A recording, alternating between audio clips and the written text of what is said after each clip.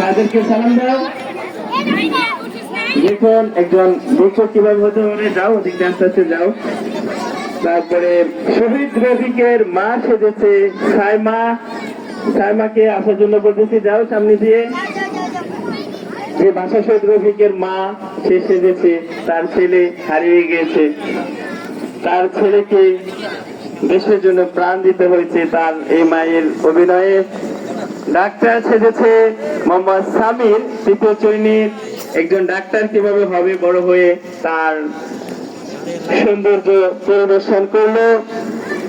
কৃষক সেজেছে মোহাম্মদ আমির হামজা। আসলে আমরা এই গ্রাম বাংলার কৃষক দেখুন একজন কিভাবে একটি কাঁচি এবং মাথাল নিয়ে কিভাবে কৃষকের ভূমিকা পালন করেছেন।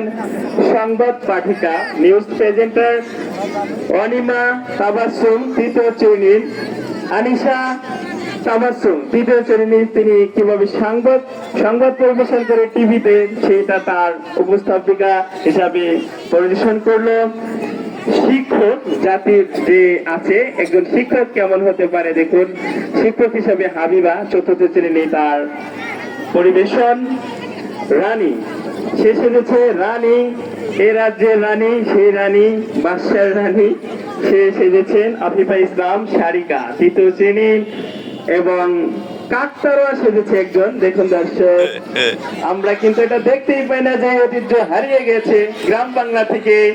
অত্যন্ত সুন্দর কাকতারুয়া সিজান, পঞ্চম শ্রেণীর, খুবই সুন্দর, যেটা আমরা বিভিন্ন ক্ষেতের মাঝখানে রেখে দিতাম, অত্যন্ত সুন্দর লাগছে। বাংলার বউ, দেখুন বাংলার বউ সেজেছে মারিয়া। আসলে আমাদের উদ্দেশ্য হলো আমাদের যে প্রাচীন ঐতিহ্যকে হারিয়ে যাচ্ছে সেটাকে একটু প্রদর্শন করার, সেই উদ্দেশ্যটা এখানে যারা সেজেছে। আর গ্রাম বাংলার ঘটক, দেখুন দর্শক, ঘটক কিভাবে হয়, অসাধারণ ভূমিকা, আমি তো চিন্তাই করতে পারতেছি না কিভাবে পান খাচ্ছে দাঁড়িয়ে নিয়ে, ঘটক ছাতা নিয়ে কাঁধে।